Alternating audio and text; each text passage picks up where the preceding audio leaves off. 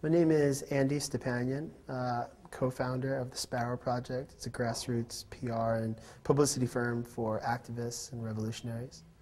How long has that been in existence? It's been in existence about 2.5 years, ever since I came home from prison. I served 3 years in federal prison for my involvement with a nonviolent campaign to close down Huntington Life Sciences, a biotechnology and animal testing firm based out of East Millstone, New Jersey. I was indicted, charged, and jailed underneath the Animal Enterprise Protection Act, conspiracy specifically to violate that statute, charged as a terrorist for my actions, nonviolent, and served 3 years in federal prison. The last 6.5 months of that time was spent in a communications management unit, a specialized designer unit within the Federal Bureau of Prisons to specifically house political cases. The legalese that surrounds these units makes it sound a lot safer than, a gulag or a political prison. There was some redeeming values to the unit. I mean, it wasn't not nearly as violent as the first prison yard I was on, but there was a reoccurring theme that all the cases that were there were political, that all the men that were housed there were either low or minimum security prisoners, now being housed underneath the confines that essentially were maximum security conditions. Without access to the yard, without access to open air or the sky. Basic enrichments, educational programs that are available to prisoners weren't available. And most of all, their communications and contact with family were shut down or severely vetted.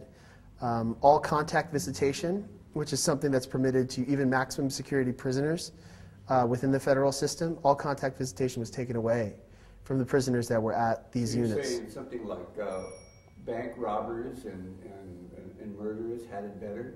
Yes. Murderers had it better than you did?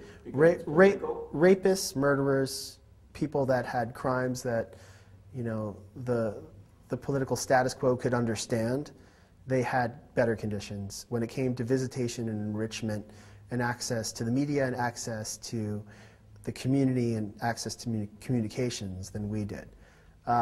Where that then switched off and became like a double-edged sword was the fact that we had certain enrichments that they didn't have. For example, they let us share a DVD player. They knew that we weren't going to go and kill each other over it. They let us spend time together or let some of the guys pray together as a group. Most of the time, the guards wouldn't even talk to us. On some of the other prison yards, there was constant tension between the guards and the prisoners. In this case, there really wasn't any tension. It was just completely laissez-faire. It was like we were put in a bubble. It was a prison within a prison wall at a former maximum security prison. That's where I was housed. It was one of these 3 units. Where was it located? The one that I was housed in was in Marion, Illinois, inside the former Supermax prison at Marion. What they did is they downgraded it from a Supermax prison to an FCI, Federal Correctional Institution, or a medium-high security prison. But they kept the walls, they kept the barbed wire, they kept the death row unit and the solitary confinement unit intact as it is, and then fortified it. And they ended up making that unit to be the communications management unit. The analogy that I say about it being a prison within a prison is true. I want you to imagine 2 sets of walls. Outside that other set of walls is another prison with prison programs. The prisoners that are inside the communications management unit can't even walk to a chow hall to go get food. Their food comes in through a dumbwaiter, and then they feed each other. It also speaks miles as to how the federal government viewed us as prisoners, because in other prison situations, they weren't going to allow other prisoners to feed other prisoners, because then you'd have issues of hoarding, or you'd have issues of people not being able to, get what they need. But everybody got what they needed at the CMU. And I think one of the reasons why is that everyone felt this same pressure, that they were all being oppressed by a larger system, and underneath that they united. Part of me almost feels fortunate for having this experience of being there for 6 months, because I saw how these men reacted to that unit and how they were able to build solidarity. And I was inspired seeing the way that people got along based on, they dispelled all the racial politics of prison. Amongst fellow political prisoners, and they all saw eye to eye. They all realized that there's a larger system that's oppressing them there. They need to work together to fight it, and people became a family. So it was a kind of a microcosm for me of what this world could possibly be if these people are listed as the worst of the worst And when I came home and I Googled most of them, they were all listed as members of terrorist organizations, myself included. I'm still listed as a member of a terrorist organization. En route to the West Coast today, I was stopped at JFK and detained. It wasn't anything hectic or violent, but I mean, I was stopped because my name is still on that list. These men are on that list. These men have it a lot worse than I did. I grew up with white privilege. I happen to not be Muslim. 72% of the men that were at that unit were Muslim. And if you hold that, comparatively to the rest of the Federal Bureau of Prisons, less than 12% of prisoners nationwide are Muslim or identify as Muslim when they're in the prison system. But if you go to the Communications Management Unit, 72 to 76% of the prisoners that are housed at the Communications Management Unit are Muslim. That's not a mistake. 70%. 72 to 76. American political prisoners with them. Well, actually, all the men that were there at one point had U.S. citizenship. So if they had their citizenship revoked because at one point in their lives they were Arab or Muslim nationals from another country, those men, what united all of them was that they had Muslim cases that had some tie to extremism. But the uniting thread for all the Muslim cases is that none of them engaged in directly violent acts. Because if they did engage in directly violent acts, they would go to a separate prison in Colorado, which is, it's called the ADX. It's in Florence, Colorado. It's the highest security prison in this country. And that's where people like Jose Padilla and Zacharias Moussaoui and the Unabomber are being held right now, is that unit. These are people that are actually individuals that engaged in violence. Every man that was at the CMU was someone who did not engage in violence, or may not have even encouraged violence, but rather through some sort of tangential relationship with the Muslim world was somehow roped into this dragnet. And it got really dodgy. I met a man there named Abu Sayyaf, and Abu Sayyaf made an orphanage. He was a wealthy man from Florida. He came to the United States as a teenager. He started a software company. He worked with telephonics companies developing software that they needed for their cell phone systems. And he would take the money that he made at his company, and then he would route it to various charities around the world. He also built an orphanage in the Balkans himself, and he outsourced labor to a group there that, during the time of the Balkan conflict, composed a militia. That militia, underneath the Clinton administration, was actually applauded for its fight against, ethnic cleansing and genocide. But post 9/11, under the Bush administration, that designation of being a group that fought against genocide slipped away, and now they were labeled an extremist organization. So what they did is they said that this man, Abu Sayyaf, gave money to an extremist organization. They don't say the context, but they say he gave money to an extremist organization, and therefore he's guilty of an overbroad piece of legislation that's passed since 9/11 called the Material Support for Terrorists Statute.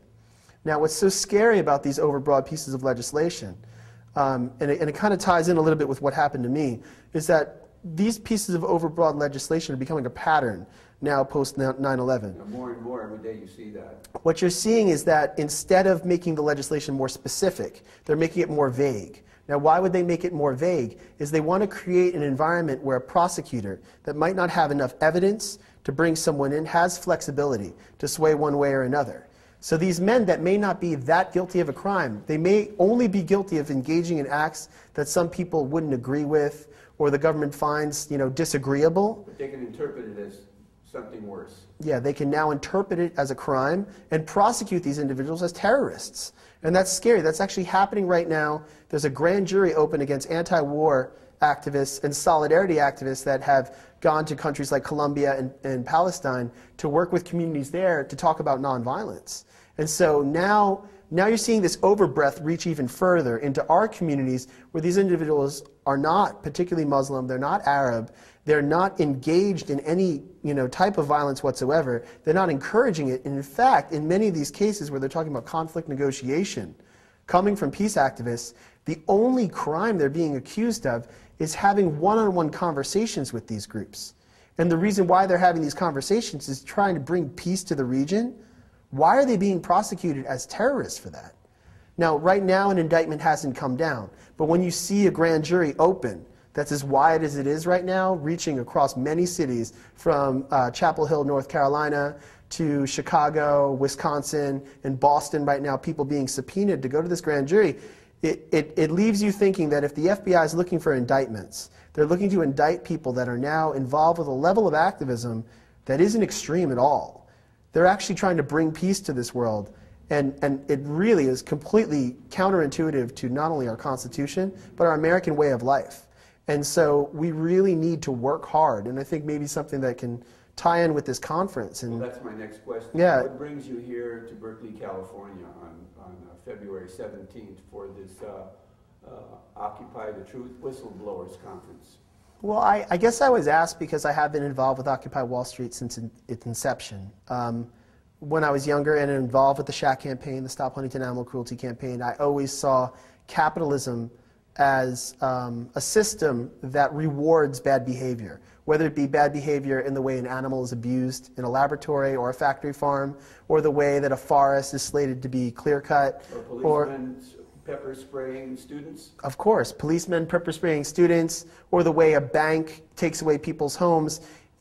Capitalism is rewarding and enabling bad behavior and being counterintuitive to social justice. Yeah. So what are you going to talk about here today?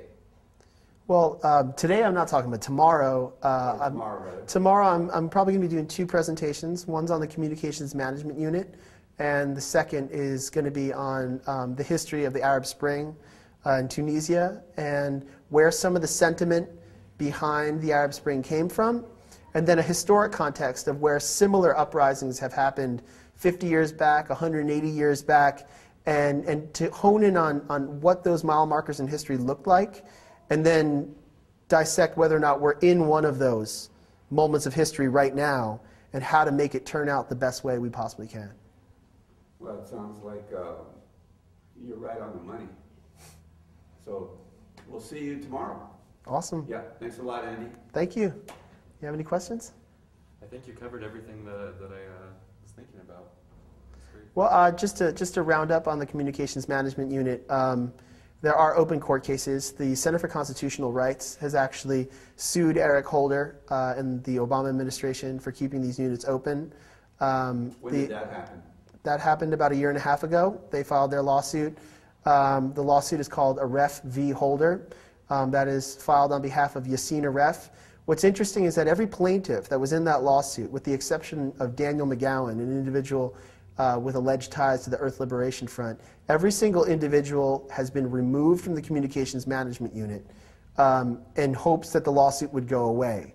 And what that says in practice... They're moving them away just in case to try and get them out of the way? They're moving them back into general population prisons as a way of making the lawsuit go away, because by the time they hit court, they say, well, it's a moot point. They're not in the CMU anymore, which means they don't want to have this court case happen because they know they don't have a legal footing to stand on.